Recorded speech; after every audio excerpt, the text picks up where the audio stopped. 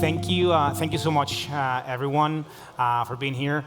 After learning from Paloma and Javier about the world of scale-ups here in Spain, what we wanted to do is to bring those stories closer, right, to home, and bring you two of the best examples of scale-up founders and leaders today in Spain. So I'm super happy to be here on stage with Jaime and Juan, founders of VoiceMoid and Job and Talent, companies that all of you guys know. What we're going to do is we have a few questions prepared. They're going to share their stories. Which never happens, we have some time at the end, we'll open up for questions from you guys. But the idea is for you to hear in first person the stories of these amazing entrepreneurs that we're lucky to have here with us in Spain.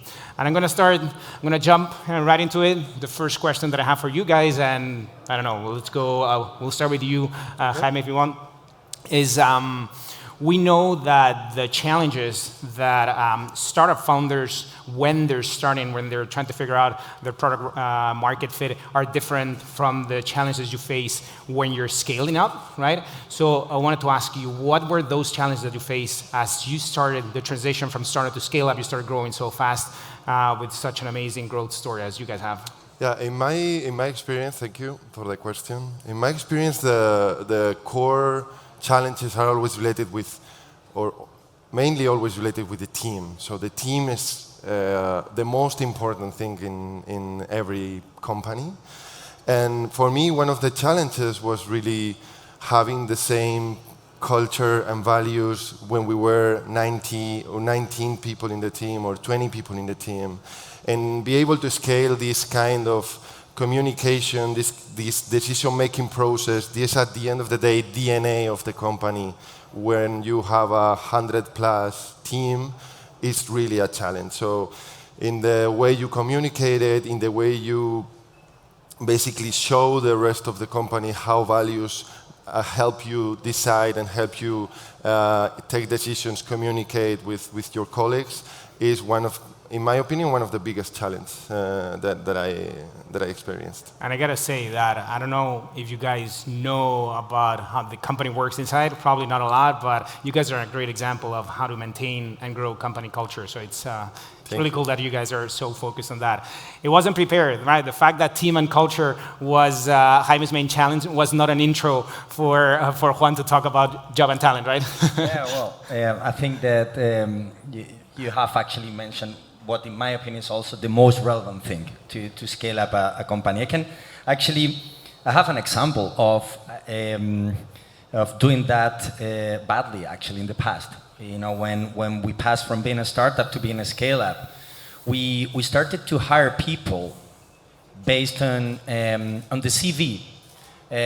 Just only saying, okay, this person has worked in here, that has to be great. It's like, and we forgot about something relevant. The most relevant thing that it was actually recruiting based on the culture and seeing if those profiles that we're seeing were just only good CVs or were actually going to be working in the way that we like to work and do things as a company. Because again, for us, after learning that, it's the most relevant thing, and I agree with you. The team and the culture is, and so we committed a big mistake back in 2014, 16, scaling up the team with a lot of people that had great CVs, but didn't have the same culture. So they were not hands-on, in many cases they were not creatives, they were not bootstrappers, because they were used to work with very big budgets in their previous company. So there is we have like 5 pillars that define our operating principles of our culture. Then we have some values on top of that. But those pillars, those operating principles were not met by many of the people that we hired, and we need to fire a lot of people back in those days because they were not actually fitting the organization and the way that we like to work. Since then, we have put a lot of processes from the recruitment to the onboarding and to the feedback, to make sure that everyone that comes into the company understands the 5 operating principles that they have, that is acting like an entrepreneur, being hands-on, bootstrapper, analytical, and communicating with good storytelling with the rest of the team. And this is the base to build like a big organization, because once you do that, everyone knows how to work, what to do, and how to react to the different situations that we have in our day-to-day. And this is something super scalable, because you can do that when you are 100 people organization, when you are 800 people or 1,500 people, and this is what you need to care much more of, in this scale-up phase. And another thing that I wanted to mention relatively of what I faced at one of the challenges also to scale up, that is something that I think is not talked enough about this, and it's actually the founders. So the founders, I as a founder and my co-founders, how you face that tremendous growth, tremendous change on your role, tremendous change on your responsibilities, on how your company, your baby works. And all of that process is super hard to go on as a founder, and is a process in which you probably learn more than on the previous bootstrap seed stage. That is more the let's figure out what the product look like, let's figure out how the market is reacting now to our solution, let's understand our customers. But then you are facing a new stage in which you as a founder have to change absolutely everything you do in your day-to-day basis. And this is only one thing that is a challenge, a real challenge on the scaling a company. And it's not too often talked about, right? Yeah, exactly. Those challenges you're facing. Who did you seek help from as you were facing those new challenges for the first time in your life? Actually, a question for both of you guys. Where did you get your support? Where did you find, strength, knowledge, experience to learn from others? Well, in my case, it was by talking with other founders. We were lucky to have some investors that were previous founders. Like in our case, we were backed by Atomico, which Nicholas, I have a strong relationship with him, and he's a former founder. And then I have had a lot of, I wouldn't say coaching sessions, but a lot of sessions with different entrepreneurs that were at a higher level at that time, and that they were actually very successful in building 1,000 plus employees companies. And I got inspired by many of them. It's like you get something out of all of them. And again, the main pattern that was repeated in all of those sessions was culture, was the team culture. And how do you need to deal as a leader with the culture? That is actually by acting and by keep on showing how things are done, but by doing also. It's not only telling the rest, you should do this, actually you should do those things too. So because at the end of the day, you are what you do is who you are, as the book says. And I believe that's what I learned from all these founders. The fun thing, right, is that we're talking about this in the past as if we were done, right, and there's nothing coming. But both of you guys are looking at being 10 times bigger in the next 2 to 3 years, right? You're keeping on growing. What are the challenges that you guys are expecting to face in the next phase of your company?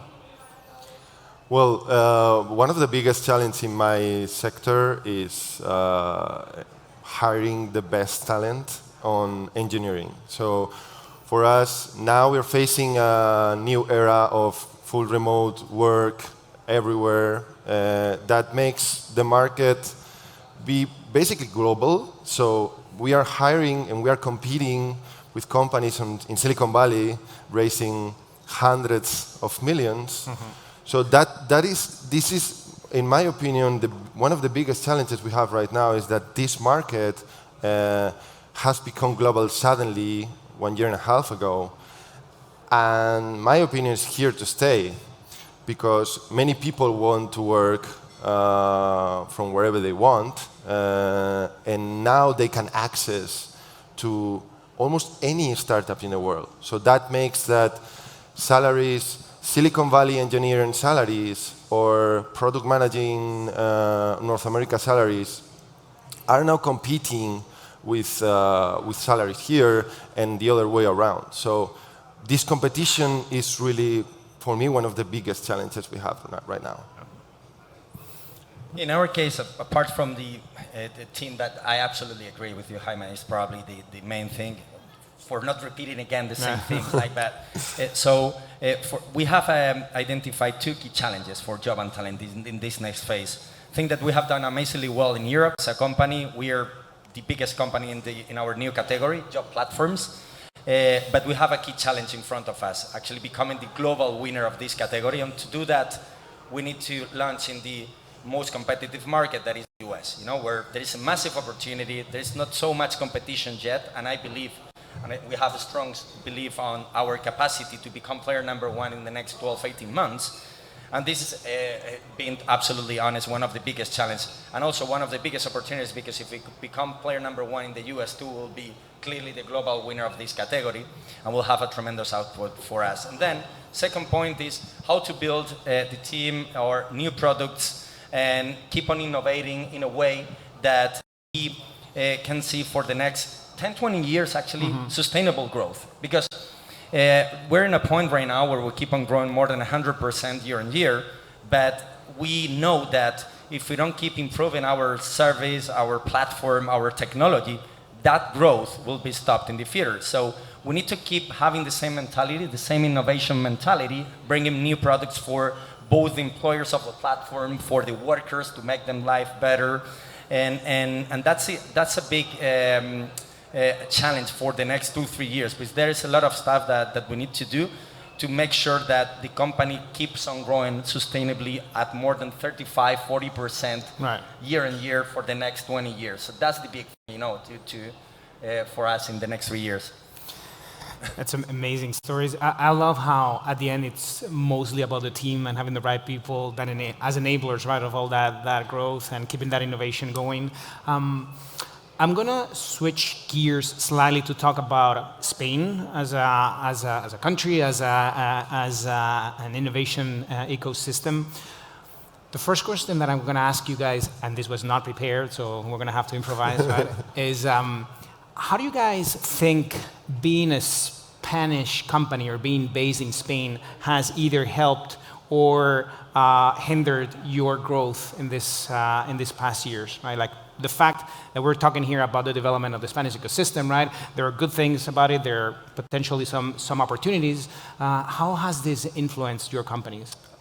Let me ask first. So, in our case, I think it's a pretty different case, by the way, because we born international. Our first users were American, so we were basically always a weird Spanish startups doing things outside.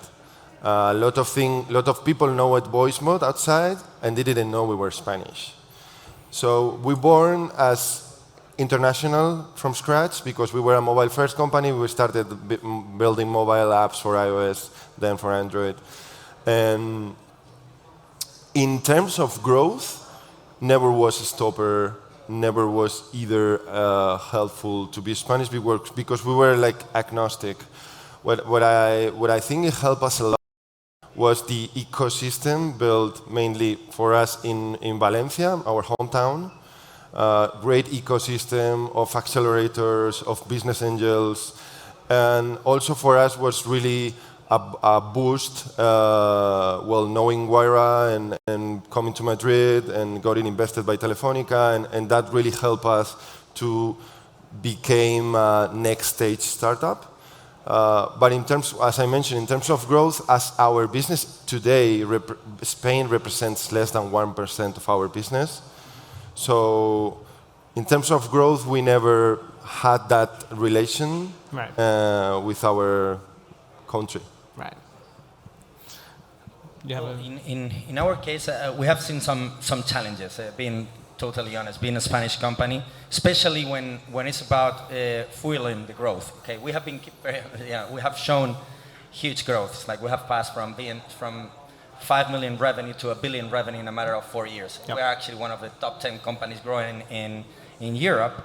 But when it was about raising funds, it was hard to first first of all, attract international funds at the valuations that some of our competitors were getting, actually, that were tiny and were growing less, because the investors were not really believing so much on a Spanish company becoming a 5 billion plus entity in the next 5 years. So I think that it has been quite challenging to raise funds. And then what usually happens is that you need to raise less, because you cannot, at the valuation that you're raising, if you raise as much as your competition, you're going to be diluted much more. Right. So it creates a very negative circle. I think that now the things are changing. There are more examples. We have 4 unicorns or 5 unicorns right now in Spain.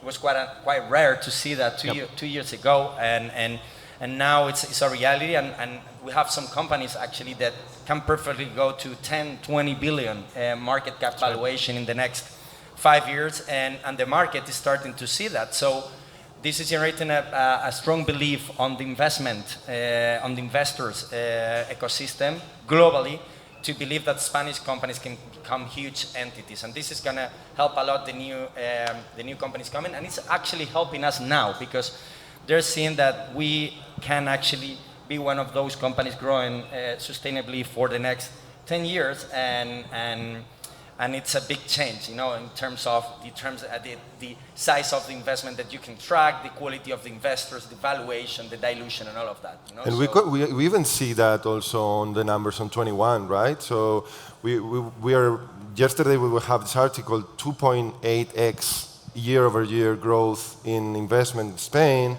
Obviously, Flywire and Wallbox IPOs helped a lot to have this track record. Okay, Spanish companies, by the way, can make IPOs. And as you mentioned, having these unicorns in Spain that 2 years ago happened to be a weirdo, is helping. I'm noticing that now in the conversations, for example, we are now starting the conversations about Series B with American investors and European investors. And they are like positive about, we already invested in Spain, so they are giving you the confidence instead of asking for confidence on your side. So I see how this trend is already.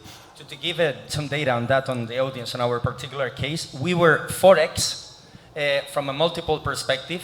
We're 4x less valued than our competitor than some competitors in Germany and the UK and the US, that they were growing less than us, and now we are much more in line. It's like we have improved the multiples in a 2.5x. We're still below our peers and our competitors, but it's a big change. It's like it was hard to accept money at 4 times lower multiple than competition. It's like.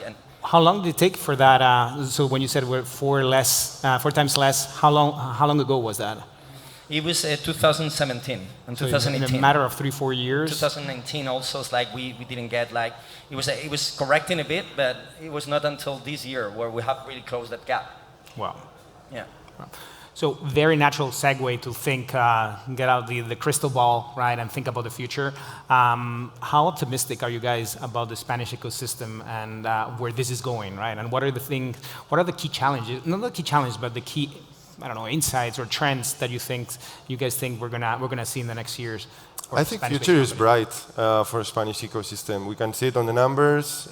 There's for sure some challenges. I think some regulations around topics, for example, like this famous stock option topic, for example, to retain talent.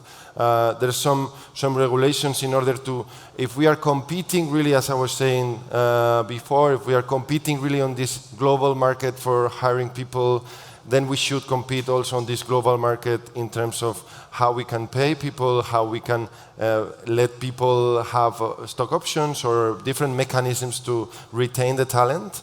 So I think we have some challenges in terms of regulation to be, let's say, in a fair competition with the rest. But I think definitely the future is bright. Seeing the numbers and the trends, I hope so. Yeah, that's right. Yeah, I think there is a big change on the ambition, especially on the new founders. Yep. It's like years ago, the founders were starting companies to be sold for 20, 50, 100 million. Now the founders are actually creating companies that that are aiming at least to be $1 billion, $1 billion companies. And I'm sure, I'm very optimistic. I think that probably by 2030, it will have in the top 10 companies in our country, probably 2 or 3 tech companies. It's like in terms of most valued companies in this country, as it has happened. 1 and 2 at least, right? Well, let's see. Let's see. Stuff, like, probably some companies that people even don't know would be on that list. So it has happened in the rest of the countries, and we're probably 20 years behind the US, 10 years behind the UK, but it's happening. It's like it's the same trajectory. You see the numbers, it's very similar to where those countries were some years ago, and it's a matter of keep on believing and applying more money, more investment into the ecosystem. Like forgetting a bit about the public sector and governments, like, well, if they create laws and regulation that are favorable, good for us. If not, we'll make it happen also. It's like we have made it happen, and we'll keep on making it happen, even if they don't regulate in favor of the ecosystem. That's why I love talking with you guys. We're closing the gap. So as expected, we are not going to have time for questions from the audience. I'm really sorry about that. For me, one of the key takeaways that as we were having the conversation, I was thinking about it, only like 3, 4, 5 years ago, we would have had this conversation with 2 international founders. Like if we wanted to talk about scale-ups and their challenges, it wouldn't have been Juan and Jaime, it would have been Peter and Steve somewhere else. I'm so excited that you guys are here. You guys are showing us what growth looks like, and you're optimistic about the ecosystem, and we should be more ambitious. So super excited to be with you guys here, and hopefully you guys will come out of this session as excited as I am. Yeah, thank you so for much. having me.